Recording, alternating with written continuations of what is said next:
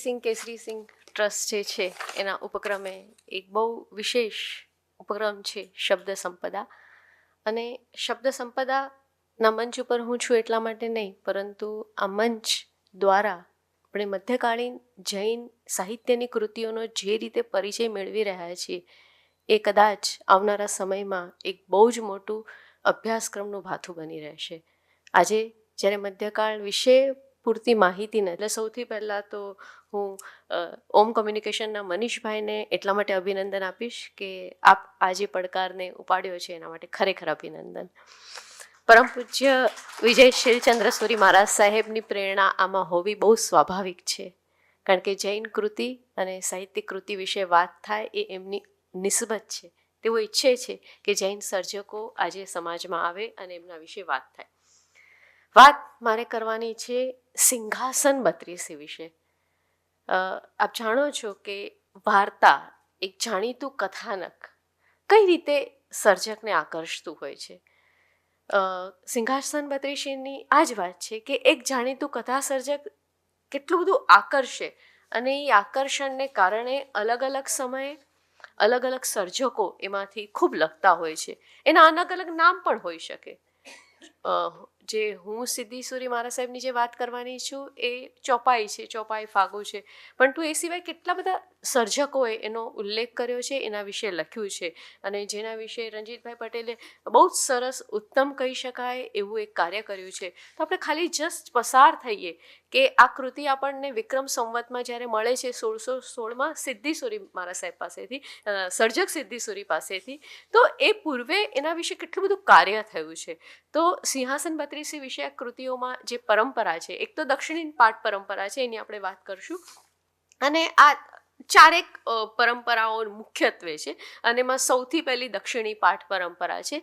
એ ઉપરાંત ડૉક્ટર એગર્ટને વિક્રમ એડવેન્ચર, હવે આપણને કેટલાક ઐતિહાસિક પાત્રો હોય એનું આકર્ષણ હોય, અને સર્જક હંમેશા એવું કહેવાય છે કે જૈન સર્જકો તો ખાલી મૂલ્યબોધ જ આપે. સિદ્ધિ સુરીએ આ આખી વિભાવનાને તોડી આપી છે કે કોણે કહ્યું કે જૈન સર્જકો ખાલી બોધ આપે. જૈન સર્જક ધાર્મિક બોધ નહીં, સામાજિક બોધ આપે છે. એક નેતા કેવો હોવો જોઈએ, એક રાજા કેવો હોવો જોઈએ, એનો બોધ આપે છે, અને એ બાબત અહીંયા બહુ સરસ રીતે આવી છે. વિક્રમ રાજા, વિક્રમ અને વૈતાલની સ્ટોરીથી બહુ ફેમસ થઈ ગયા એ વિક્રમ રાજા. એ વિક્રમ રાજાની પરિકલ્પના કેવી હતી, એ વિક્રમ રાજા કેવા હતા, અને એ વિક્રમ રાજાએ કેટલા બધા લોકોને આકર્ષ્યા. અને એ પછી ઘણા વર્ષો પછી જ્યારે ભોજ રાજા આવે છે, અને સ્ટોરી પણ કેવી છે, હું તમને બહુ મજા આવે એવી થોડીક વાર્તાઓની વાત કરતાં આપણે આ કૃતિમાં પ્રવેશ કરશું. તો એક સિંહાસન, અને એ સિંહાસનમાં 32 પુતળીઓ હોય, અને દરેક વખતે રાજા એ સિંહાસન પર બેસવા જાય, અને બેસવા જાય ત્યારે દરેક પુતળી ઊભી રહે અને કે ઊભો રહે, તો પહેલાં આ સવાલનો જવાબ આપ. અને એ સવાલનો જવાબ આપતા આપતા એક એક પ્રસંગ આવતા જાય. તો આ એક કથા ચક્ર જેને કહેવામાં આવે છે, એક એવું કથા ચક્ર, એક એવું માળખું છે. જેમ રામાયણ પરથી જૈન રામાયણ, કે પછી જૈન મહાભારત હોય, આપણી પાસે જૈન નળ દમયંતીની કથા છે. હવે એને જૈન કહેવાની આવશ્યકતા નથી, એ નળ દમયંતીની કથા છે, જે સમય સુંદરે કે પછી રામાયણ સમય સુંદર લખે છે. તો એ સર્જક એક કૃતિની જ્યારે રચના કરે ત્યારે ચોક્કસપણે એને જે કંઈ ગ્રહણ કર્યું છે એના સંસ્કારો એ કૃતિ પર પડવાના જ છે. મૂળ રૂપે તો એક કૃતિ છે, મૂળ રૂપે એક કૃતિ એટલે કે એક ટેક્સ્ટ છે સાહિત્યની, પણ એમાં એને પોતાનું કૌશલ કઈ રીતે કર્યું. દરેકના ઘરમાં ઘઉંનો જ લોટ આવે, પણ તો કોણ કેવી રોટલી બનાવે છે એ એનું કૌશલ છે. એમ આ સર્જકે શું કૌશલ કર્યું, આ સર્જકે કઈ નિસ્બત સાથે એને કાર્ય કર્યું છે એનું મહત્વ છે.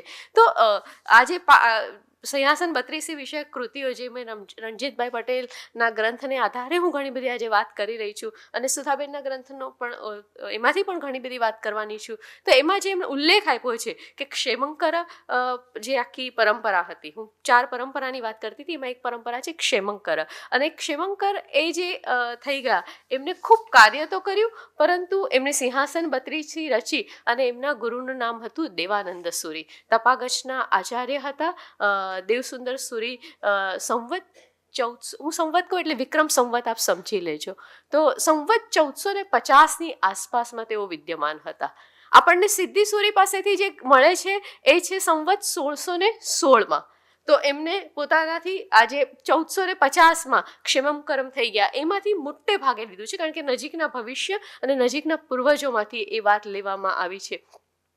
કેટલાક વિદ્વાનોએ એમ પણ અહીંયા લખેલું છે કે એમને 12મા સૈકામાં પણ ગણ્યા છે, પરંતુ એને 12મા સૈકામાં છે એમ કારણ કે એ સમયે પણ કેટલાક વાદી હતા અને દેવસુરી તરીકે પ્રસિદ્ધ હતા, પરંતુ આધારભૂત સાધનોને આધારે રણજીતભાઈને એવું લાગે છે કે આ ક્ષેમમ કરમ 1450ની આસપાસના છે. તો હસ્તપ્રતોના ભંડારોમાંથી એમને પણ જે કેટલીક ગ્રંથો અને ક્ષેમમ કરમ પરંપરાની 5 પ્રત એમને પ્રાપ્ત થઈ. ક્ષેમંકર પરંપરાની સિદ્ધિસુરી જે લખે છે એ મૂળભૂત રીતે એના આધારમાંથી, એટલે ઘણી બધી કથાઓ જે 32 કથાઓમાં આપણે પ્રવેશવાના છે, એ 32 કથાઓ મોટે ભાગે ક્ષેમંકરમ પરંપરામાંથી છે. એક અંગ્રેજી ગ્રંથ હતો ડૉક્ટર એગ્બર્ટનો, વિક્રમ્સ એડવેન્ચર, અને આ વિક્રમ એડવેન્ચરમાં એમને તુલનાત્મક અભ્યાસો આપ્યા છે કે વિક્રમને કઈ રીતે, એટલે હવે શું છે આમાં, જો તમારી પાસે એક વિક્રમ છે, એ વિક્રમ ને અનુસરનારો એના પછીનો એક રાજા છે પરાક્રમી ભોજ. આ ભોજ રાજા સિંહાસન પર બેસવા જાય છે અને 32 વાર્તા છે.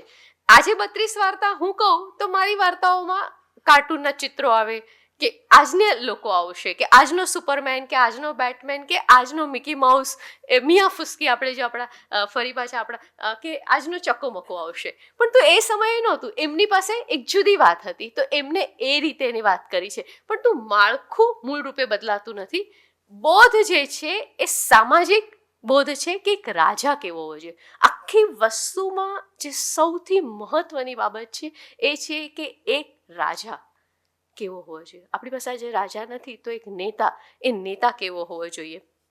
ક્ષેમંકરમ પછી દેવમૂર્તિ, રામચંદ્ર, મલયચંદ્ર, અજ્ઞાત એક બ્રાહ્મણ કવિ, જ્ઞાનચંદ્ર, ત્યાર પછી 2 ગદ્ય વાર્તાકારો છે જેમના નામ નથી મળ્યા, એમને પણ સિંહાસન 32 વિશે સિંહાસન 32 નામક કૃતિની રચના કરી છે.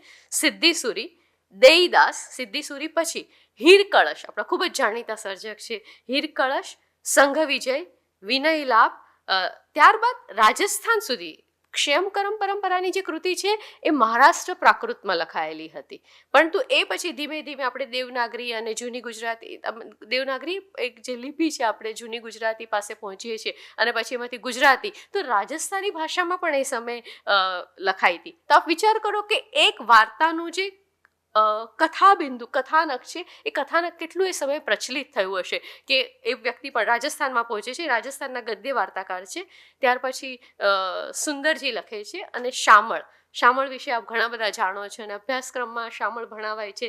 શામળની સર્જકતા એક વિશિષ્ટ પ્રકારની, અને શામળે એને પર કાર્ય કર્યું. ત્યાર પછી શામળ પછી લલ્લુ લાલજી પણ લખે છે, પેસ્તનજી કાવસજી લખે છે, જીવાનંદ વિદ્યાસાગર લખે છે. આટલા બધા સર્જકોના નામ રણજીતભાઈએ અહીંયા આપેલા છે કે આટલા લોકોએ આ સિંહાસન 32 લખી છે.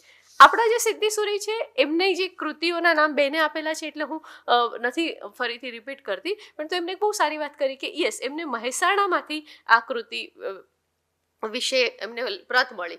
હવે પ્રત આપણે કોબામાં પણ છે, પ્રત આપણે અહીંયા એલડીમાં પણ છે, ભારતીય વિદ્યાભવનમાં પણ છે. તો આ સમયે ઘણી બધી વાર એવું બનતું હોય છે કે એ ઉપલબ્ધ નથી હોતી. બીજો એક પ્રશ્ન પ્રતની જ્યારે વાત આવે ત્યારે આપણે એ પણ યાદ રાખવું પડે છે કે શા માટે એક જ સર્જકની કૃતિ હોય અને એની પ્રત આપણે જ્યારે લઈને બેસીએ તો આપણે કેમ એનો તુલનાત્મક અભ્યાસ કરવો પડે. કારણ કે લહિયાઓએ ઘણી બધી વાર સ્વાભાવિક ભૂલ કરે. અહીંયાથી હું વાર્તા કહું અને પછી સુધાબેન આગળ કે, અને છેલ્લે ભાઈ સુધી પહોંચેથી વાર્તાનું સ્વરૂપ પણ બદલાય. તો એમ લહિયા પણ આપણે એવી રમતા હતા, એક ગેમ પણ રમતા હતા નાનપણમાં, બાળકોને રમાડતા હતા ક્લાસમાં અમે લોકો, કે કેવું બદલાતું જાય ફોર્મેશન. તો એમ લહિયાઓની પણ અમુક ભૂલને કારણે લહિયાએ અમુક છેકછાક કરી હોય, અને એને કારણે આમાંથી સૌથી યોગ્ય પાઠ કયો છે એ પાઠ પાસે જવા માટે આપણે તુલનાત્મક કરતા હોઈએ છીએ, અને એ જરૂરી પણ હોતું હોય છે. હસ્તપ્રત મળી છે, એ હસ્તપ્રત એમને મહેસાણા જિલ્લામાં જે જૈન જ્ઞાન ભંડાર છે એમાંથી મળી છે. એક બીજી બહુ મહત્વની વસ્તુ, આપણે જૈન હસ્તપ્રત પાસે જઈએ ને ત્યારે 2 કે 3 પ્રશ્નો હંમેશા નડે, અને ખાસ કરીને એ આપણા આચાર્ય હોય, એ સુરી હોય, એ ઉપાધ્યાય હોય, તો એ જે આપણે એમને પદવી આપી હોય કે મુનિશ્રી હોય, જો એનાથી એ પરિચિત ન હોય તો એના કારણે શું થાય, પ્રશ્ન નડે કે હા આચાર્ય કે ઉપાધ્યાય કે પછી તમે કોઈક એની આગળ મુનિશ્રી લગાડો છો તો એ એમનું એક વિશેષણ છે, એ એમની એક પદવી છે. એ પણ ઘણી બધી વાર એક મુશ્કેલીનો પ્રશ્ન કેટલાક લોકો માટે બનતો હોય છે. સિદ્ધિ સુરીની જે 4 મુખ્યત્વે રણજીતભાઈના હિસાબે કૃતિઓ એમને મળી છે, જેનો એમને વાત કરી, અને ખાસ કરીને મારે એમ પણ કહેવું જોઈએ કે મોહનલાલ દલીચંદ દેસાઈ, આપણા જૈન ગુર્જર કવિતા, જેમને ખૂબ મોટું કામ કર્યું, જૈન ગુર્જર કવિઓનું કાર્ય કર્યું છે, અને એમાં જૈન ગુર્જર કવિઓમાં એમને 4 જ સિદ્ધિ સુરીની કૃતિને દર્શાવી છે. એમના મતે સિદ્ધિ સુરીએ માત્ર 4 જ કૃતિ લખી છે એવું છે જ્યારે મોહનલાલ દલીચંદ દેસાઈએ કાર્ય કર્યું ત્યારે, પરંતુ એ અંતિમ ન હોઈ શકે કારણ કે આજે એને પણ ઘણા વર્ષો થયા અને એમાં પણ નવા સંમાર્જનની ઘણી બધી શક્યતાઓ છે, કારણ કે આપણી પાસે આજે ઘણું બધું નવું ઉપલબ્ધ થઈ રહ્યું છે. વિક્રમની એક પરંપરા મેં જે તમને કહી એ પ્રમાણે ડૉક્ટર એક્બર્ટની પરંપરા, પછી ક્ષેમંકરી પરંપરા, ત્યાર પછી એક રાજસ્થાની પરંપરામાં પણ આપણે જઈએ છીએ. હિન્દી કૃતિ, હિન્દી અને રાજસ્થાનીને આપણે સાથે ગણીએ તો એ કૃતિઓ છે. તો હવે આ સમયાંતરે જ્યારે કૃતિ લખાય છે એની જે ભાષા બદલાતી જાય છે અને ભાષાની સાથે સાથે સ્ટોરી પણ બદલાય છે.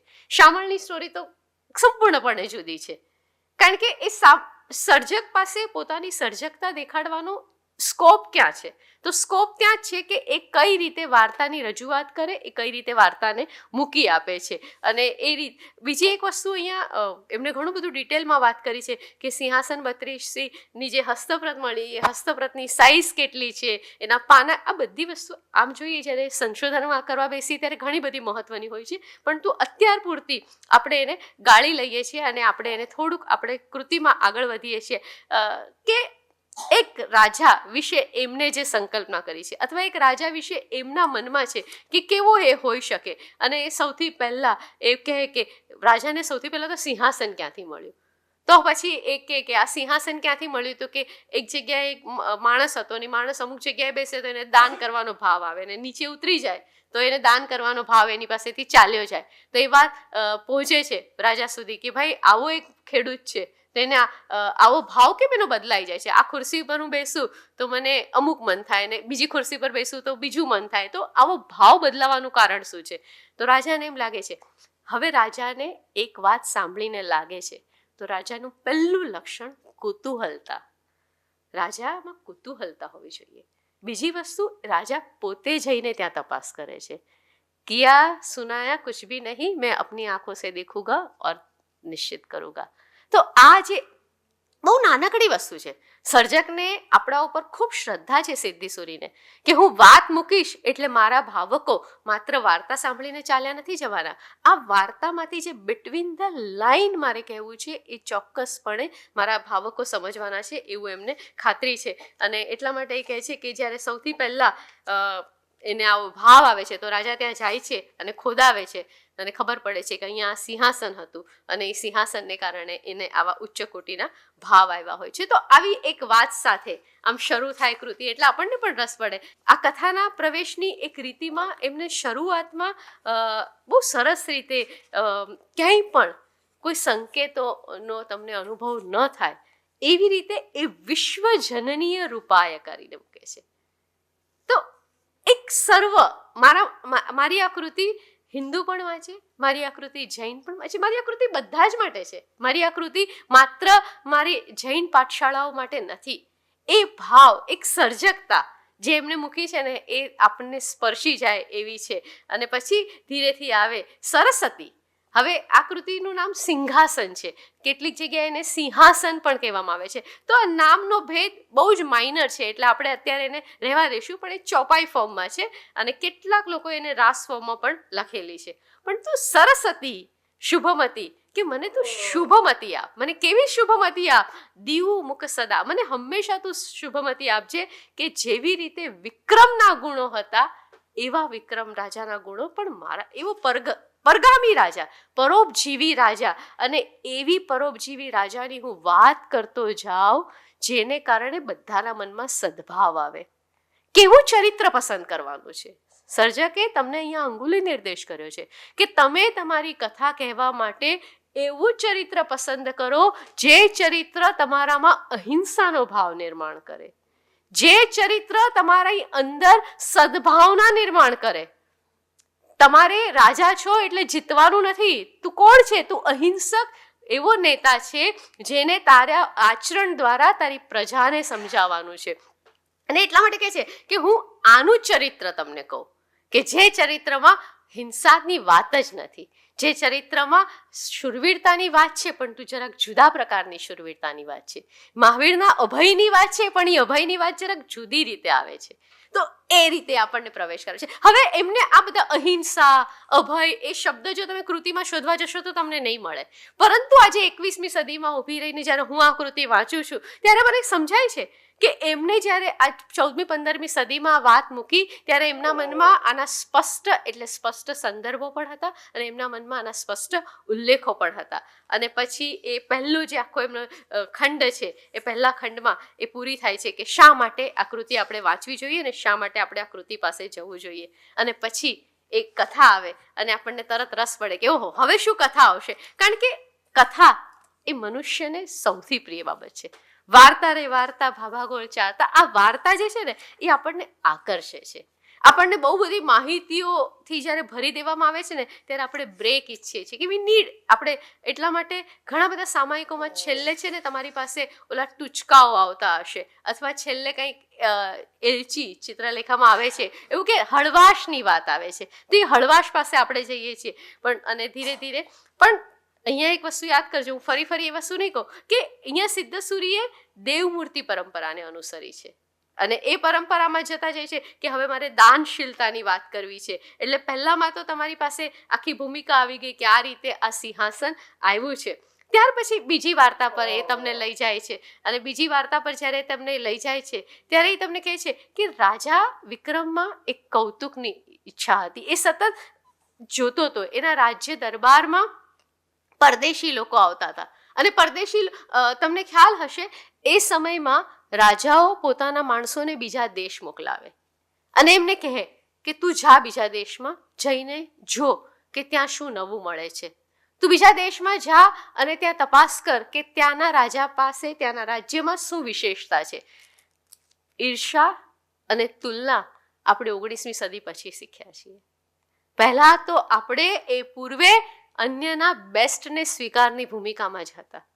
આ બહુ પાછળથી બધું આવ્યું છે. તમે અને એટલા માટે એ રાજા પોતે મોકલાવે છે અને કહે છે કે કૌતુક જાણવાનો અને સમજવાનો એ શોખીન હતો. આ વિક્રમ રાજા જે હતો એ કૌતુક જાણવાનો અને સમજવાનો શોખીન હતો અને એટલા માટે એક પરદેશી માણસ આવે છે અને એ પરદેશી માણસ આવીને એક કૌતુકની વાત કરે છે. શું કૌતુકની વાત કરે છે કે ત્યાં એક તાપસ છે અને એ જે તાપસ છે એ ત્યાં તપ કરી રહ્યો છે. પણ તું આટલી બધી હવે તમે થશે કે આ સિદ્ધિસુરી છે, જૈન મુનિ છે, પણ જો શું મૂક્યું છે ને તાપસ. એ તાપસ શેની ઉપાસના કરી રહ્યા છે? શિવની ઉપાસના કરી રહ્યા છે. આ સર્વ પ્રજા માટે છે અને એટલા માટે તમને એ પણ તમને સાહિત્યની કૃતિ એ માત્ર કોઈ એક ધર્મ માટે નથી હોતી. સાહિત્યનું કામ છે પ્રજાના લોક શિક્ષણનું, પ્રજાની અંદરની સંવેદનાને જાગૃત રાખવાનું. અને એટલા માટે કહે છે કે ત્યાં એક તાપસ છે, શિવની ઉપાસના કરી રહ્યો છે અને છતાં પણ શિવ પ્રસન્ન નથી થતા. તો એનું દુઃખ આપણે દૂર કરવાનું છે. ક્ષેમંકરે જરાક જુદી રીતે એ કથાને લખી છે. હવે રાજાને વિચાર કરો કે રાજાને શું ફરક પડે, પણ રાજાને એમ થાય છે કે આવું કેવી રીતે ચાલે અને તરત જ પોતે જાય અને મદદ કરે કે ના ના હું જઈને મદદ કરું. કારણ કે આ દરેક 32 વાર્તાઓ શું છે? 32 પૂતળી.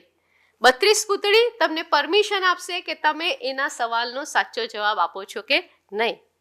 જો આપણે સાચો જવાબ નહીં આપીએ તો આપણને સિંહાસન પર બેસવા નહીં મળે. નેટની પરીક્ષામાં પાસ નહીં થઈએ તો અધ્યાપક નહીં બનાય. તો આ જે વાત છે એવું જ છે ને. તો આ જે વાત છે મૂળભૂત રીતે કે આપણે એ સવાલનો સાચો જવાબ આપવાનો છે. તો રાજા છે, તમે એમ કહેશો કે બેન પણ હવે એક તાપસ એ કરતો હોય એમાં રાજા થોડી જાય. હા, જે રાજાને પોતાના પ્રત્યેક જનની કાળજી હોય, મારા રાજ્યની પ્રત્યેક વ્યક્તિની કાળજી હોય, એ તો ચોક્કસપણે જાય. તો એ રીતે એ જાય છે અને વિચાર કરે છે કે કેમ આટલો બધો તપસ કરે છે અને કેમ એને પ્રાપ્ત નથી થતું ફળ.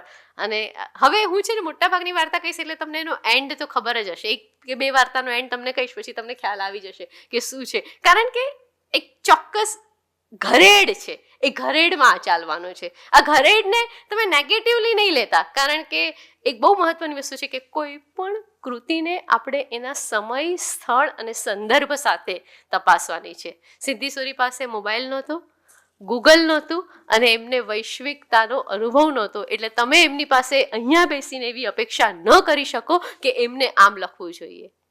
એ જે સમયમાં હતા એ સમયમાં એમને આ વાત કરી છે અને એ જાય છે અને કહે છે તો એમ કહે છે કે હવે શિવ પ્રસન્ન નથી થતા અને શિવને પ્રસન્ન કરવા માટે પોતાના ગળા પર કહે છે કે હું પોતાના ગળા ઉપર પોતાનો શિરછેદ કરવા તૈયાર થાય છે કે દેવીને મારે પ્રસન્ન કરવી છે. તો દેવીને પ્રસન્ન કરવા માટે એ શિરછેદ કરવા તૈયાર થઈ જાય છે અને તરત જ દેવદેવી પ્રસન્ન થઈ જાય છે કે રાજા પોતે આ તાપસના તપનું ફળ એને મળે એના માટે પ્રસન્ન. અને તરત જ એ કહે છે કે એ પ્રસન્ન થાય છે અને પ્રસન્ન થાય એટલે ફાયદો કોને છે? તાપસને. બસ આ જ વિક્રમને જોઈતું હતું કે જે મારા રાજ્યમાં તપ કરે છે એનું ફળ આગળ થવું જોઈએ. હવે કોઈકે ત્યાં જુગારીની વાર્તા આપી છે કે કોઈકે બીજાની વાત આપી છે કે કોઈકે ત્રીજાની વાત આપી છે, પણ મૂળભૂત રીતે રાજ્યમાં કોઈક એક નાગરિક કશુંક કરે છે અને એ એના અંતિમ ચરણ પણ અટકે છે તો આપણે એને પાછળથી સપોર્ટ આપીએ છીએ કે ના તું આગળ વધ. અહીંયા રાજા પોતે સપોર્ટ આપે છે. તો આ રીતે એની પહેલી કથા અહીંયા પૂરી થાય અને એમને કહું એ રીતે કે પછી દરેક કથાના આરંભમાં કે તમારે આ કથા સાંભળવી જોઈએ, તમારે આ ચારિત્ર સાંભળવું જોઈએ, જેને કારણે તમને આ ગમશે. પરંતુ ક્રિએટિવિટી ક્યાં છે? તો ક્યાં છે? પૂતળીઓના નામ આપ્યા છે ને એ પણ મજાના છે. આ દરેક જગ્યાએ એમને પૂતળીઓના નામ શોધવાની તો પ્રયત્ન કર્યો જ છે. ભલે થોડીક જગ્યાએ એક સરખા નામ પણ છે કે પણ 32 પૂતળીઓના નામ અલગ અલગ આવે છે. એમ જ કહી શક્યા હોત 32 પૂતળીઓ છે, પૂતળી 1, પૂતળી 2 એવું નથી આવતું. પણ જયા, વિજયા, જયવંતી, અપરાજિતા, તજઘોષા, જંજઘોષા, લીલાવતી, જયવંતી, જયસેના, મદનસેના, તો આવા અલગ અલગ નામ આપે છે. આ અલગ અલગ નામોને જો તમે થોડુંક ઐતિહાસિક ભારતના ઇતિહાસ સાથે જોશો ને તો આ નામો તમને રાણીઓના, રાજકુમારીઓના નામ મળશે.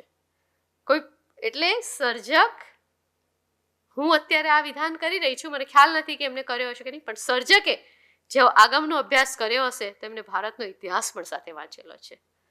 એ સર્જક આમ નામ નથી. તો જ એને આ રાણીઓના નામ ખબર છે, તો જ એને આ હિન્દુ રાજાઓ અને એની પુત્રીઓના નામ ખબર છે. કારણ કે આ નામ તમે જોશો તો તમને ખ્યાલ આવે કે આ કોણ છે મદન સેના, આ મદન મંજરી. એ નામ પછી આપણી ગુજરાતી નવલકથાઓમાં આવે છે, પણ એ સમયમાં એ નામનું આવવું, કારણ કે નામ એમની પહેલાની પૂર્વ પરંપરામાં પણ આવેલા છે, પણ તો આપણા ઐતિહાસિક જે ચરિત્રો હતા એના કોઈક ને કોઈક રીતે એ પાત્રો છે એ વસ્તુ પર પણ આપણે ધ્યાન રાખવું જોઈએ. તો આવી 32 પૂતળીઓના નામ છે અને એ નામોને અહીંયા કહેવાનો અર્થ નથી, પરંતુ આ બધા જ નામોમાં કોઈક ને કોઈક સ્ત્રીની વિશેષતા અથવા લાક્ષણિકતા ભરેલા નામો છે. આ ખાલી રફ નામ નથી કે તમારે એમને નામ પૂછવું પડે. કેટલાક નામો એવા હોય બહુ ફ્લેટ હોય, જેમાં કોઈ અર્થ ન પડતો હોય, તો એવા નામા નથી. આ નામ પણ અર્થવાળા છે. એટલે અહીંયા જે મને ગમે છે કે સર્જક પોતે પોતાના પ્રત્યેક શબ્દ માટે જાગૃત છે.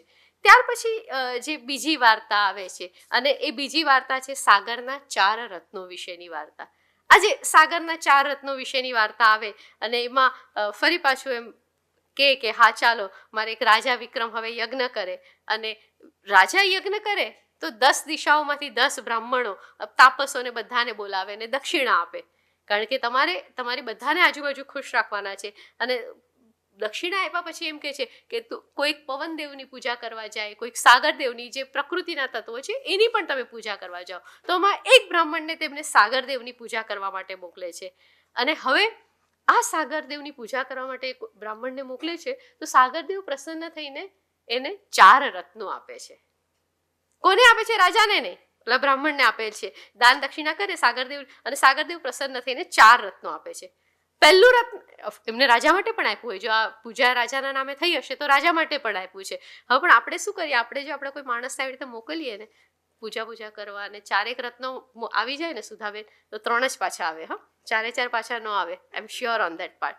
પણ આ સાગરદેવને પૂજા કરવા જ્યારે મોકલે છે અને એમાંથી જે પહેલો રત્ન છે તે મનવંચિત પૂર્વભાવ તમને મળે છે, પૂર્ણ ભાવ, સોરી, મન આપણો પૂર્ણતાનો એક ભાવ મળે. બીજા રત્નથી તમને રિદ્ધિની પ્રાપ્તિ થાય. ત્રીજું રત્ન ચતુરંગ સૈન્યનું છે, રાજ્યની રક્ષા કરવા માટે સૈન્યની આવશ્યકતા પણ છે. અને ચોથાથી તમારો સંતાપ દૂર થાય છે. તો એવા 4 રત્નો તમને મળે છે. અને પછી પાછા આવેલા બ્રાહ્મણ, હવે જે બ્રાહ્મણ પાછો આવે છે, પૂજા કોને કરી? બ્રાહ્મણે કરી છે. રાજા એને 3 રત્નો પાછા આપે છે કે તે પૂજા કરી છે ને, એટલે 3 રત્નો એને પાછા આપી દે છે. આ જે એક રાજા છે એનું તમે જુઓ, એની ઉદારતા જુઓ. મેં તને કામ પર રાખ્યો છે અને તે મારા માટે કામ કર્યું, મેં તને મૂલ્ય આપ્યું, વાત પૂરી થઈ ગઈ, એવું આખી સિસ્ટમ નથી. તે અહીંયા પૂજા કરી, તને 4 રત્નો મળ્યા, 1 રાજ્ય પાસે આવ્યું અને 3 ગયા પાછા. હવે મજા, આ વાત અહીંયા પૂરી થઈ જાય અને આપણે એમ કે વાહ, રાજા કેટલો ઉદાર છે. પણ આ વાત અહીંયા પૂરી નથી થતી. મને વાર્તા અહીંયા ગમે છે, અહીંયા આ વાર્તા બને છે, અહીંયા આપણા માટે કશુંક વિશેષ બને છે. કારણ કે આ બ્રાહ્મણ ઘરે જાય છે અને બ્રાહ્મણ ઘરે જાય છે અને કહે છે કે અમારા ઘરમાં તો 4 માણસ છે. 3 રત્નોને કારણે ઘરમાં ઝઘડો થાય છે, એટલે પાછું આપવા આવે છે કે ભાઈ નથી જોતા, 3 તમે જ રાખો, કારણ કે અમારા ઘરમાં ઝઘડો થાય છે, અમે 4 જણા છીએ. અને ત્યારે રાજા 4થું રત્ન પણ આપી દે છે. આ વાત જે છે ને, એ આપણને જરાક રોકે છે કે આવું પણ બને. ખબર નથી બને કે ન બને, પણ એક સર્જકે આવી કલ્પના કરી, એમને ક્યાંથી આ મોટિફ લીધું, એને એની જ વાતને રજૂ કરી, એને એની જ વાતને રજૂ કરીને તો પણ એ પુનરાવર્તન પણ એમને માફ છે, કારણ કે એ વાત જરૂરી હતી અને એટલા માટે એને વળ ચડાવીને પણ કહેવાની હતી. અને રાજા એને 4થું રત્ન આપી દે છે અને સાથે બીજી ભેટ પણ આપે છે, જેથી ઘરમાં શાંતિ રહે. તો પોતાના માટે જે કાર્ય થાય છે એની જે કિંમત જે છે એની વાત અહીંયા આવે છે. ઇતિહાસમાં એવું કહેવાય છે કે વિક્રમ રાજા ક્યારે હતા, શું હતા, એના વિશે કંઈ બહુ જ વધારે પુરાવાઓ પણ મળતા નથી, કારણ કે 56 વર્ષ પછી કે 57 વર્ષ પછી, 56 ને 57 જે પણ અત્યારે ચાલી રહ્યું છે, તો એના પછી આપણું ઈશુનું વર્ષ શરૂ થાય. અને એ સમયગાળામાં વિક્રમ સંવત એટલે ખરેખર તો ઈશુના 56 કે 57 વર્ષ પૂર્વે વિક્રમ રાજા હતો અને ખૂબ મહાન હતો, ને એનાથી વિક્રમ સંવત આપણે શરૂ થયું અને આજ સુધી એ જે ચાલ્યું આવે છે. અને મોટે ભાગે આપણી પરંપરામાં આપણે વિક્રમ સંવત અથવા વીર સંવત કે પછી બીજી કેટલીક પરંપરામાં શક સંવત એ ચાલી રહ્યું છે, જેમાં 20-25 વર્ષનો બધામાં જુદો જુદો ફરક હોય છે. હવે આ જે આખી વાત છે એને કારણે એક બીજો પ્રશ્ન શું થાય કે ઘણી બધી વાર હસ્તપ્રતોમાં સંવત લખવામાં આવ્યું હોય અને સમજી બેસે ઈસવીસન, કારણ કે આપણે ટેવાયેલા છે, આપણું જે આખું અંગ્રેજી શિક્ષણનું આપણી પાસે જે આખું માળખું છે એનાથી આપણે સૌ ટેવાયેલા છીએ. હસ્તપ્રતોના પોતાના પણ કેટલાક ચેલેન્જીસ છે, જેમ કે અમુક વચ્ચેના અક્ષરો ખવાઈ ગયા હોય, જેમ કે યુવતી લખેલું હોય તો યુવતી જેવા, કે પછી બીજા કેટલાક એ સમયે જે પ્રચલિત શબ્દો હોય એ આવે. હવે બીજી પણ એક વસ્તુ છે કે જ્યારે આપણે આખું લાઈન આવતી હોય છે તેમાં વચ્ચે વિરામ ન હોય. અત્યારે આપણે શું છે, વાક્યમાં આપણને કોમા કરવાની આદત હોય છે, ત્યારે એવું નહોતું, વચ્ચે કોમા નહોતો આવતો, આખું પૂરું થાય અને પછી જે ઊભી લાઈન આવે, બરાબર છે, તો વચ્ચે વિરામ ન આવે. તો ઘણી બધી વાર પોતાના તરફથી પણ વિરામ ઉમેરાયો હોય, ઘણી બધી વાર એવું પણ બન્યું છે કે વચ્ચેના ચિત્રોને કારણે અથવા આપણે છેકછાક કરી હોય એને કારણે પણ મુશ્કેલી. છેકછાક કરીને હાથેથી લખતું હોય એટલે આપણે શું કરીએ, બાજુમાં લખી નાખીએ, અથવા કંઈક લહિયાના મનમાં સ્પષ્ટ છે એટલે એ લખી નાખે ક્લિયર. હું તમને એકદમ સિમ્પલ એક્ઝામ્પલ આપું તો શિક્ષક પેપર તપાસે, મને ખબર છે મારે શું જોવું છે, એટલે હું આમ સર્કલ કરીને આપી દઉં, પણ વિદ્યાર્થી બિચારો શોધ્યા જ કરે કે સર્કલ ઉપરના શબ્દ માટે છે કે નીચેના શબ્દ માટે છે, કારણ કે સર્કલ મોટું થઈ ગયું હોય. તો એવી રીતે લહિયાના મનમાં ક્લિયર છે, પરંતુ અમુક છેકછાકને કારણે અને અમુક આ પ્રકારની બીજી મુશ્કેલીઓને કારણે શબ્દો રિપીટ થઈ જાય, ઘણી બધી વાર શાહી પણ ફેલાઈ જતી હોય છે. તો આને કારણે પણ થોડોક ફરક આવતો હોય છે અને એ એક બહુ જ મોટો વિકટ પ્રશ્ન છે કે કઈ પાઠને મૂળ તમે પાઠ ગણો. સુધાબેને જે કામ કર્યું છે એ મારા LD ઇન્ડોલોજીની જે પ્રત છે, એક ચોક્કસ પ્રત છે, એમાં પણ 4 મળી, તેમાંથી એમને એક મુખ્ય પ્રત પોતાની સમક્ષ રાખી અને મુખ્ય પ્રતને આધારે એમને બીજું પોતાનું કાર્ય કર્યું છે. પરંતુ આ પ્રતની સાઇઝના, પ્રતમાં જે કાર્ય થાય છે, પ્રત કયા લહિયા દ્વારા લખાય છે, એ બધી વસ્તુ ગણતરીમાં આપણે લેવી પડતી હોય છે. ત્યારે આપણને ખ્યાલ આવતો હોય છે કે હસ્તપ્રતમાં લખાયેલી કૃતિઓ માંથી કેટલું બધું આપણને ચેલેન્જિંગ છે, અને છતાં પણ એ અત્યંત મહત્વનું છે. કારણ કે ઇતિહાસ પાસે, લોકો પાસે, સમાજ પાસે જવાનો એક સૌથી મોટો માર્ગ છે. અને જેમ જેમ અભ્યાસ કરતા જઈએ છીએ ને એમ એમ એક વસ્તુ બહુ સ્પષ્ટ થઈ ગઈ છે કે જૈન સાહિત્ય ઉપર જે હંમેશ માટે એવું કહેવાતું હતું કે આ કૃતિ હંમેશા છેલ્લે વિરાગ તરફ જ લઈ જાય છે, વૈરાગ્ય તરફ જ લઈ જાય છે, એવું નથી. જૈન સાહિત્યની કૃતિઓનો અભ્યાસ વૈરાગ્ય એ અંતિમ ચરણ છે. અને જૈન સાધુની એ રીતની આખી વિચારણા હોય અને પોતાના સમાજની વાત કહેવા માંગતો હોય, પરંતુ કેટલીક એવી કૃતિઓ પણ છે જે કૃતિમાં બહુ જ સરસ વર્ણનો, એ કૃતિમાં બહુ જ સરસ આપણા મનુષ્યના વિચારો, મનુષ્યની અંદર અલગ અલગ જે રસ રહેલા છે, ઈર્ષા ને એ બધું પણ બહુ સરસ રીતે વ્યક્ત થયેલું છે. પરંતુ ભાષા નથી સમજાતી. એક આપણી પાસે ગ્રંથિ છે, ગ્રંથિ જ છે ચોક્કસપણે કે આ તો જૈન કૃતિ છે ને, કૃતિ છે. એ જૈન કૃતિ નથી, એ હિન્દુ કૃતિ નથી, એ બૌદ્ધ કૃતિ નથી, એ સમયગાળામાં લખાયેલી એક કૃતિ છે. તમે એ રીતે જ્યારે એને જુઓ છો ત્યારે તમે એના સાહિત્યિક ધોરણોને, એના વિષયને, એના મૂલ્યને પૂરેપૂરું સમજી શકો છો. અને એટલા માટે મેં આજે નક્કી કર્યું હતું કે હું સિદ્ધિ સુરીની વાત કરીશ તો હું એમ કહીશ સિંહાસન બત્રીસી નામની કૃતિની હું વાત કરું છું. કૃતિ શબ્દ સામાન્ય રીતે 20મી સદી પછી જે આપણી સાહિત્યનો જે લખાય ટેક્સ્ટ એના માટે વપરાતો હોય છે, પણ તો એ અત્યારે પણ આપણા માટે એક પાઠ છે. અને આપણે એ રીતે જઈએ તો આપણને ખ્યાલ આવે કે સર્જકે કઈ રીતે એ વાતને રજૂ કરી છે. ત્યાર પછી એક બ્રાહ્મણની વાર્તા આવે છે, અને એ બ્રાહ્મણની વાર્તા પણ બહુ રસપડ એવી છે. થોડી તમને રસ પડશે એટલા માટે કારણ કે એ બ્રાહ્મણ જે છે, રાજા વિક્રમ એકવાર શિકારે જાય છે. હવે શિકારે રાજા કેવી રીતે જઈ શકે? ન જ જઈ શકે ને, કારણ કે જૈન સર્જકે લખી છે, પણ એ જાય છે. મારો મુદ્દો એ છે, હું ફરી આ વસ્તુને રિપીટ કરીશ કે એને કન્વે કરવું છે પોતાની લોકોને, એને પોતાના સમાજને કન્વે કરવું છે. અને એ એની વિચારણા ઘણી વિશાળ અને બ્રોડ છે. અને કહે છે કે એ શિકાર કરવા જાય છે અને પોતાના સૈન્યથી એ છૂટો પડી જાય છે. અને એ વખતે એને આ કૃતિ મને અંગત રીતે બહુ સ્પર્શી ગઈ. કારણ કે એ છૂટો પડી જાય છે એટલે એક બ્રાહ્મણ જે છે એ બ્રાહ્મણ એને સહારો આપે છે અને બ્રાહ્મણને રાખે છે પોતાને ત્યાં, સત્કાર કરે છે. અને હું જો વલ્લભ વિદ્યાનગરમાં છૂટી પડી જાઉં તો સુધાબેન બોલાવે ને આપણને ઘરે કે આવી જાઓ તમે અને રાખો, એમાં કશું તો અહીંયા સુધી બરાબર છે. આપણે છેલ્લે શું કહીએ? Thank you. હવે અહીંયા જોજો આ રાજા શું કરે છે, બ્રાહ્મણની ખૂબ પ્રશંસા કરે છે કે તે મને રાખ્યો, માન વગેરે આપે છે. હવે બ્રાહ્મણને એમ થાય છે કે મારી આ જે પ્રશંસા થઈ એ સાચી થઈ કે ખોટી થઈ? પ્રશંસા બરાબર છે, પણ પ્રશંસા થવી એ સાચી છે કે ખોટી? એટલે બ્રાહ્મણ રાજાની પરીક્ષા કરે છે. બ્રાહ્મણ રાજાના દીકરાનું અપહરણ કરી લે છે અને રાજાના દીકરાનું એ અપહરણ કરીને રાજાના દીકરાના જે ઘરેણાં છે એ બજારમાં વેચે છે. એ બજારમાં જ્યારે વેચે છે, ડેફિનેટલી રાજાના દીકરાના ઘરેણા રાજમુદ્રાવાળા હોય, બજારમાં વેચે એટલે પકડાય જ જવાનું છે. આ બધી વસ્તુ બહુ ખબર છે, સ્વાભાવિક હતું. પણ તું બ્રાહ્મણને પરીક્ષા કરવી હતી, ચોરી નહોતી કરવી. અને એટલા માટે એ બ્રાહ્મણ જ્યારે રાજાના દીકરાના ઘરેણા વેચે છે અને વેચવાને કારણે પકડાઈ જાય છે, અને પકડાઈ જાય છે એટલે બધા એને પકડીને રાજાની સમક્ષ લાવવામાં આવે છે અને કહે છે કે આ તે ઘરેણાની ચોરી કરી છે. અને લોકો તો એમ જ કહે છે કે તે લોભને કારણે એના દીકરાને પણ મારી જ નાખ્યો છે. અને એટલા માટે આજુબાજુ જે મંત્રીઓ બેઠા હોય ને એ બધા કહે છે કે તમે આની સાથે આ સજા આપો, તમે એને આ સજા આપો, તમે એને આ સજા આપો. પણ રાજાનું કામ માત્ર સજા આપવાનું નથી. રાજા શું કહે છે? પોતાના ઉપર જે આ બ્રાહ્મણે ઉપકાર કરેલો છે ને એને યાદ કરે છે કે આને હું જ્યારે ભૂલો પડી ગયો હતો ત્યારે મને રાખ્યો હતો, મારો સત્કાર કર્યો હતો, મને જાળવ્યો હતો. અને એટલા માટે બ્રાહ્મણને પોતે જે બ્રાહ્મણે એના પર ઉપકાર કર્યો છે એ ઉપકારના ભાગરૂપે બ્રાહ્મણને છોડી દે છે કે જે થયું તે એ છોડી દે છે. અને એ જેવો છોડી દે છે એટલે બ્રાહ્મણને ખબર પડે છે કે મારા જે વખાણ કર્યા હતા એ યોગ્ય વખાણ કર્યા હતા અને મેં જે કૃત્ય કર્યું છે એનું ચોક્કસપણે મૂલ્ય છે. એટલે તરત જ બ્રાહ્મણ કહે છે કે હું રાજા તમારી પરીક્ષા કરતો હતો અને એનો દીકરો એમને પાછો આપે છે. હવે તમે એમ કહો કે તો પછી રાજાએ એને સજા કેમ ન કરી? પરીક્ષા કે રાજાની કરાતી હશે? પરીક્ષા તો રાજાની પણ કરવી પડે, કારણ કે આપણે જેને રાજા બનાવીએ છીએ તે રાજા બનવાને યોગ્ય છે કે નહીં એ તપાસવું જ પડે.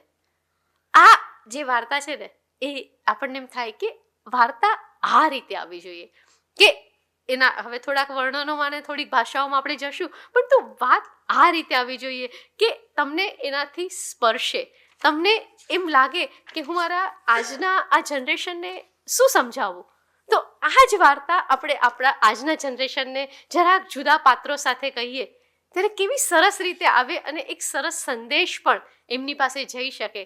પરંતુ કેટલાક લોકો વધારે ને વધારે સંશોધન કરે, આ વાર્તાને થોડીક વધારે સરળતાથી પ્રસ્તુત કરે, ત્યારે આપણને એમાંથી જે તત્વ મળે છે એનું મહત્વ વધે છે. બીજી એક મહત્વની વસ્તુ એ છે કે આ મધ્યકાલીન જે કૃતિઓ હતી એમાં પ્રાણીઓ, પશુ પંખીઓની વાત પણ ખૂબ આવતી હતી. એક સરસ ઇન્ટરેસ્ટિંગ, આપણને રસ પડે એવી વાર્તા છે કે એક સુંદર વન છે, સરસ મજાનું સરોવર છે, વાવ છે, ત્યાં માતંગી માતાનું મંદિર છે અને ત્યાં 2 કન્યાઓ રહે છે. આ જે 2 કન્યાઓ રહે છે તે કેટલાક દિવસ જીવે અને કેટલાક દિવસ મરે. હા, એટલે એવું લખેલું છે કે કન્યા દોઈ રહી તે પાસી. હું એ જ પંક્તિ અત્યારે નથી વાંચતી, પણ તું જસ્ટ આપણને ભાષા, બહુ સરળ ભાષા હોય છે, એ ઉકેલવાને કારણે તો એકદમ વધારે સરળ બની ગઈ છે. તે વનમાહી એક પ્રસાદ, મેરુ સખીરસું માંડી વાદ, માતંગી નામી તિહા શક્તિ. માતંગી નામની માતાનું મંદિર છે ને, તો માતંગી નામે તિહા શક્તિ, લોક કરઈ નિત બહુલી ભક્તિ. લોકો જેની રોજે રોજ ભક્તિ કરે છે. આપણે વ્રત પાસે જતા બહુ ડરતા હોઈએ છીએ, પરંતુ બિલીવ મી, 2.5 કલાક જરૂર છે કોન્સન્ટ્રેશન સાથે વાંચવાની. જો એ આપણા નજીકના 200, 300, 400, 500 વર્ષ પહેલાની છે તો આપણે એને સરળતાથી ઉકેલી શકીએ એવી શક્યતાઓ છે. અને એટલા માટે એ પ્રતો આપણને બોલાવતી પણ હોય છે. તો આ જે કન્યાઓ છે, મારે તમને ખાલી ભાષાનો પરિચય આપવો હતો એટલા માટે આ 2 પંક્તિ કહી, પણ આ 2 કન્યાઓ છે જે કેટલાક દિવસો જીવે છે અને કેટલાક દિવસો મરે છે. વિક્રમને આ વાતની ખબર પડે છે કે દેવીની પૂજા કરે છે અને એમ થાય છે કે એવું કેમ કે કેટલાક દિવસો જીવે ને કેટલાક દિવસો મરે. એટલે રાજાની એક આ પેટર્ન 7, 8, 9 વાર્તાઓમાં કદાચ આવે છે કે જેટલી વાર ભગવાન સાથે ન પટે ને એટલી વાર ભગવાનને કે હું છેડછેદ કરું છું અને ભગવાન તરત માની જાય.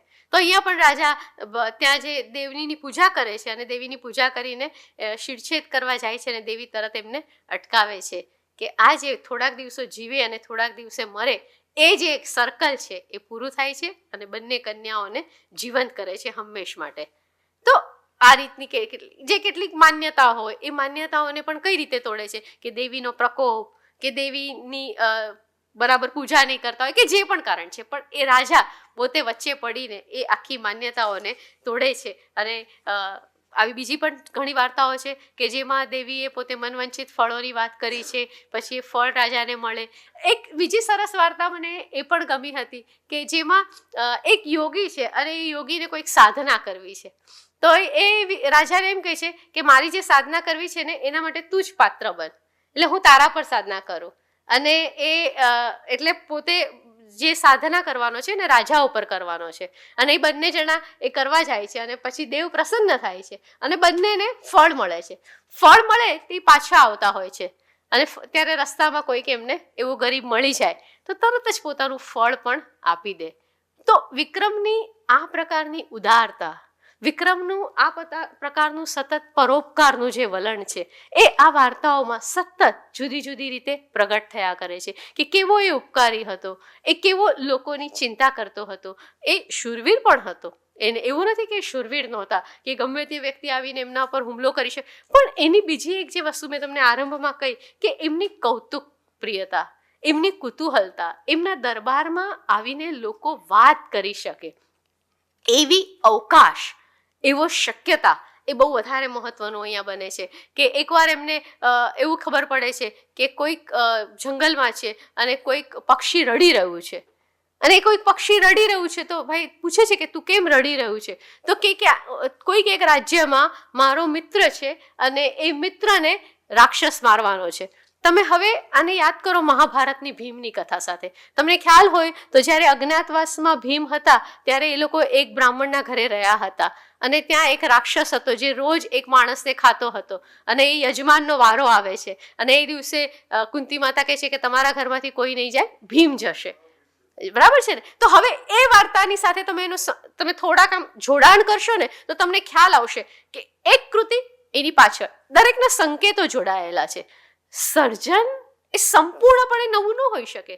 આપણે એમાં ફોર્મેટ બદલાવતા હોઈએ છીએ. તો અહીંયા પણ એ જ વાત છે કે એ કહે છે કે ત્યાં કોઈક એક રાક્ષસ છે જે રોજ એક માણસને ખાય છે અને આજે મારા મિત્રનો વારો છે. રાજા પહોંચી જાય છે અને ઓલા માણસ જે ત્યાં બેઠો હતો, આ પક્ષીનો મિત્ર જે હતો, એને કહે છે કે તું પૂર્વભાવની વાત છે કે હું પૂર્વભાવમાં બંને મિત્રો હતા અને આ ભાવમાં એ મનુષ્ય છે અને હું પક્ષી છું. તો પૂર્વભાવના સંકેતો પણ જરાક જુદી રીતે આવે છે. અહીંયા એક વસ્તુ તમને મિસિંગ એ પણ લાગશે કે કર્મની વાત ઓછી આવે છે કે શા માટે, કયા કર્મને કારણે એ પક્ષી બન્યો કે આ કયા કર્મને કારણે અહીંયા છે, તો એ મિસિંગ છે. કારણ કે એમને કદાચ રસક્ષતિમાં પડવું નહોતું, પણ રાજા ત્યાં પહોંચી જાય છે અને જે માણસને રાક્ષસ હત્યા કરવાનો હતો અથવા એને ખાવાનો હતો ત્યાંથી એને હટાવી દે છે અને કહે છે કે હું આ રાક્ષસ સાથે લડાઈ કરીશ અને રાક્ષસની સાથે લડીને રાક્ષસને હરાવી દે છે. તો તરત આપણે જો આજુબાજુનો થોડોક આપણને ખ્યાલ હોય તો તરત આપણે એને કોઈક અન્ય વાર્તાઓ છે, કોઈક કદાચ આપણે કથાસરિત સાગરની કોઈક વાર્તાઓ કે એ બધી વાર્તાઓ સાથે તરત જોડી શકીએ. મહાભારતની આ વાર્તાનો તો મને તરત જ સૂઝ્યું એટલે એ રીતે પણ જોડી શકીએ. તો આપણી પાસે આપણા જે ત્રિષષ્ટિ શલાકા પુરુષોમાં વાર્તાઓ હતી કે પછી આપણા કેટલાક આગમ ગ્રંથોમાં પણ આપણને આ પ્રકારની વાર્તાઓ મળે છે. એ ઉપરાંત આપણને બૌદ્ધ ગ્રંથોમાં પણ જે કેટલીક વાર્તાઓ મળે છે, આ બધી વાર્તાઓને આપણું એક આખું માળખું છે આપણી પાસે, જે સમયની સાથે આપણે એમાંથી કથા વસ્તુ લઈએ છીએ અને એ કથા વસ્તુને આપણે વધારે ને વધારે રૂપાંતરિત કરીને આપણે મૂકતા જઈએ છીએ. સિદ્ધિસુરીની જે કેટલીક વાતો છે, જે એમના કેટલાક વર્ણનો છે, એ ખરેખર રસ પડે એવા છે. આ વર્ણનો એમને એ સમયમાં કેટલાક વર્ણનો અમુક ગ્રંથોમાં આવતા હતા અને એમાંથી એ લેવા એ એવી એક પરંપરા પણ હતી. પરંતુ એ પરંપરાને આપણે થોડીક વાર માટે મૂકીને તો એ વર્ણનો દ્વારા જે માહોલ રચાય, જે વાતાવરણ રચાય, એનું એક તમને કે ફાગુ કાવ્યો હતા તો તમે વિચારો કે ફાગુ કાવ્યમાં તો વસંતની કેટલી સરસ વાત થતી હતી. એક અદ્ભુત વસંત ખીલેલી હોય અને એ વસંત અને પક્ષીઓ અને વૃક્ષોના જે રીતે નામ આવે તો તમને તરત એમ થાય કે આ કંઈક જુદું બની રહ્યું છે. તો સર્જકની એ નિરીક્ષણ શક્તિને પણ તમે અહીંયા તરત જ જોઈ શકો કે આ સર્જક સાવ એવું નથી કે એ જૈન મુનિ છે એટલે માત્ર એને પોતાના ઉપાશ્રયની 4 દિવાલો જોઈ છે. એમને વિહાર કર્યો છે. એ વિહાર કરતી વખતે એમના પ્રકૃતિને પણ જોઈ છે. આપણે છે ને બહુ માનીને બેસતા હોઈએ છીએ કે આપણા જૈન મુનિઓ આમ જ કરે. અરે એમની પાસે પણ અદ્ભુત લેખીની હોય છે, કારણ કે એ કેટલું બધું ચાલતા હોય છે વિહાર દરમિયાન અને ત્યારે એ જે રીતે પ્રકૃતિને જોતા હોય છે, ત્યારે એ પ્રકૃતિને જોઈને જે રીતે ગ્રહણ કરતા હોય છે, એ આપણી કરતાં ઘણા વધારે અનેક પ્રકારના લોકોને મળે છે. તો એમની પાસે સૌથી મોટું એક કૌશલ્ય એ પણ છે કે લોકોને શું ગમશે અને શું નહીં ગમે ને એ બરાબર જોઈને ઓળખી જતા હોય છે વિથ ધેર બિહેવિયર. બિકોઝ એમને કેટલા બધા અજાણ્યા પ્રદેશોમાંથી જ્યારે પ્રસાર થવાનું હોય ત્યારે દરેક જગ્યાએ જરૂરી નથી કે એમને જૈન વ્યક્તિ જ મળે. તો એ સતત એમનો જે પ્રવાસ હોય છે એવા કેટલાક અનુભવોનો નિચોડ પણ આપણને ક્યાંક ક્યાંક આ પ્રકારની વાર્તાઓમાં મળતો હોય છે. તો આજે છેલ્લી 2 વાર્તાઓની વાત કરી હતી અને એકવાર એમાં એમ થયું છે કે પૂછે છે આજુબાજુમાં કે કયા પ્રકારના કૌતુકો તમને અહીંયા જોવા મળે છે, શું તમને જોવા મળે છે. અને એમાં કૌતુકોમાં એમને એવું જોવા મળે છે કે રાજાની એક છે જગ્યા અને જ્યાં ખૂબ રાજાની આણ વર્તે છે અને ત્યાં નગરની બહાર 4 યક્ષો છે એ જે રાજાની ખૂબ સેવા અને બધાને કારણે રોજ એમનો ભંડાર ભરાયા કરે.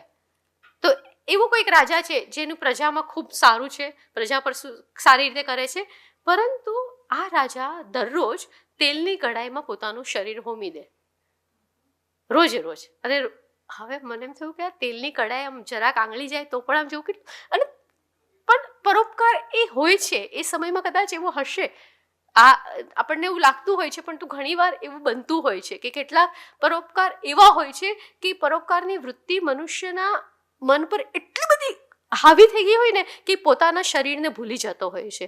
હું અહીંયા થોડીક આડ વાત કરીશ, પણ મારે તમને ખાસ કહેવું છે કે રમણ મહર્ષિ જે હતા એમને પોતાનું એક ઓપરેશન એવું બિમલ કુમાર રોયે લખી છે આ ઘટના કે રમણ મહર્ષિએ પોતે જે બેભાન કરે એને શું કહે એનેસ્થેશિયા તો એનેસ્થેશિયા લીધા વગર પોતાનું ઓપરેશન કરાવ્યું હતું અને એમને કીધું કે આ મારું શરીર છે જેને પીડા થઈ રહી છે, હું આત્મા છું. તો આ કક્ષાએ લોકો પહોંચેલા હોય છે. આપણે આજે વિશ્વાસ ન કરી વાત જુદી છે, પણ તો આ કક્ષાએ, અને રમણ મહર્ષિ એટલે કેટલા વર્ષો પહેલા, અને આ લખાયેલી ઘટના છે, નોંધાયેલી ઘટના છે. તો આ સમયમાં એ રાજા એવો હતો કે એ પૂછે છે કે ભાઈ એને રોજ રાતના તેલની કડાઈમાં, વિક્રમ રાજાને થાય છે કે એવું શું, યક્ષોની સંપત્તિ બરાબર છે પણ રોજ આ પીડા અને આ વેદનામાંથી કારણ કે એના માટે પણ હિંમત જોઈએ ને, એક કાયર જે હું અભયની વાત કરતી હતી તો એ પણ જોવે, તો એટલા માટે એમને વિચાર થાય છે, એમ થાય છે કે મારે જવું જોઈએ અને એનું જે દુઃખ છે, એનું જે પ્રશ્ન છે, એનો જે સંતાપ છે એ મારે દૂર કરવાનો છે અને એટલા માટે એ ત્યાં જાય છે અને પોતે સજ્જ થઈને જુએ છે કે તેલની કડાઈમાં એ ઝંપલાવતા હોય છે અને કહે છે કે તમે મારો પ્લીઝ ભંડાર ભરેલો રાખજો, હું આમાં તૈયાર છું. અને ત્યારે વિક્રમ એને રોકીને કહે છે કે તારી બદલે હું કરીશ, અને પોતે એ કોઈકના સંતાપને લઈ લેવું અને પોતે જાય છે અને તરત જ યક્ષો એને રોકે છે કે તું તો સંપૂર્ણ છે, તારે વળી આની ક્યાં જરૂર છે, અને પૂછે છે કે બોલ તારે શું જોઈએ છે, તારો આ પરોપકાર છે એના માટે શું જોઈએ છે, તો કે તમે આનું દુઃખ દૂર કરી દો, મારે કાંઈ નથી જોતું, પણ તમે જે રોજ આને જે પીડા મળે છે એ પીડાને તમે મારી પીડા દૂર કરો એવું તો ઘણા કહે, પણ તમે આની પીડા દૂર કરો, એ જે કહે ને એ રાજા હોઈ શકે.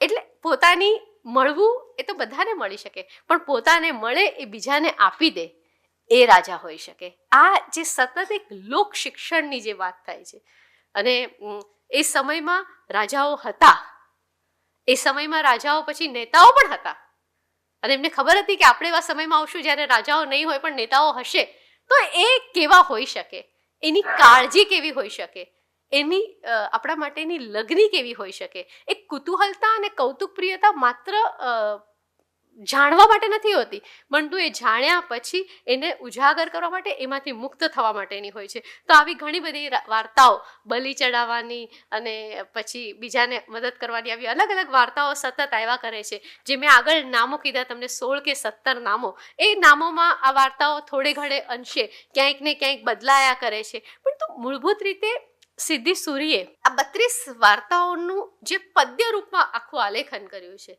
એ આલેખન દરમિયાન આપણને જે કેટલાક વર્ણનો મળ્યા છે, જે કેટલીક સહજતા મળી છે, અને તમને ક્યાંય ઉપદેશ ન લાગે, એમને જે વસ્તુને જાળવી છે ને, એ આપણે કહીએ ને કે આપણી અંદરનો રોમાંચ, એ રોમાંચને એમને જાળવી રાખ્યો છે.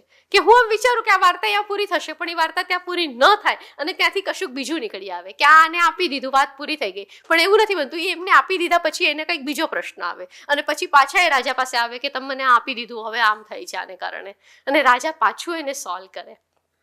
તો એ જે આખી વાત આવે છે કે વાત પૂરી થયા પછી પણ એ વાત ચાલુ રહે અને પછી ચાલ્યા કરે. તો એ કેટલીક બાબતો એને પોતાના પરંપરામાંથી લીધી હોવા છતાં એની પસંદગી, એને પણ આપણે મહત્વ, આપણે દુકાનમાં જઈએ હોય તો ખરું, પણ એ જે એમને પસંદ કરતા આવડ્યું, એ પસંદ કરીને એમને મૂકતા આવડ્યું, એ મુકતી વખતે એમને પોતાની માત્ર ધાર્મિકતા નહીં, પણ તો એમને પોતાની સંસ્કૃતિ, પોતાના સમાજ, પોતાનો સમયને ધ્યાનમાં રાખ્યું. અને એટલા માટે આપણે સિંહાસન 32 પાસે જવું પડે કે સિંહાસન 32 એ માત્ર 32 પૂતળીની વાત કે 32 વાર્તાઓની વાત નથી, પરંતુ એક સર્જકે સાહિત્યની એવી એક વિશિષ્ટ કૃતિની રચના કરી છે, જે કૃતિએ 12મી સદીથી લઈને આજ સુધી લોકોને આકર્ષ્યા છે, જેની કથા વસ્તુએ આજ સુધી લોકોને કોઈક ને કોઈક રોમાંચ આપ્યા છે, અને આજે પણ એમાંથી નવા નવા રૂપાંતરો થયા કરે છે. તો એ રીતે આખી આ કૃતિને જોઈએ તો આપણને એમાંથી ઘણું બધું પ્રાપ્ત થતું હોય છે. અને મારી વાત અહીંયા મને પૂરી કરતા ખરેખર આનંદ થાય છે કે આ નિમિત્તે એક સરસ વાત તો થઈ. વાર્તા તો બરાબર છે, પરંતુ એક સર્જકને આ રીતે જ્યારે આપણે પામતા હોઈએ છીએ ત્યારે આપણને ખ્યાલ આવે છે કે આપણી પાસે ભરપૂર ખજાનો છે, ચાવી ખોલવાની માત્ર વાર છે. આભાર. બંને વક્તાઓના વક્તવ્યથી આપણને કે વિશેષ પ્રાપ્તિ થઈ હોય તો બંને વક્તાઓનું ખૂબ તાળીથી અભિવાદન કરીએ.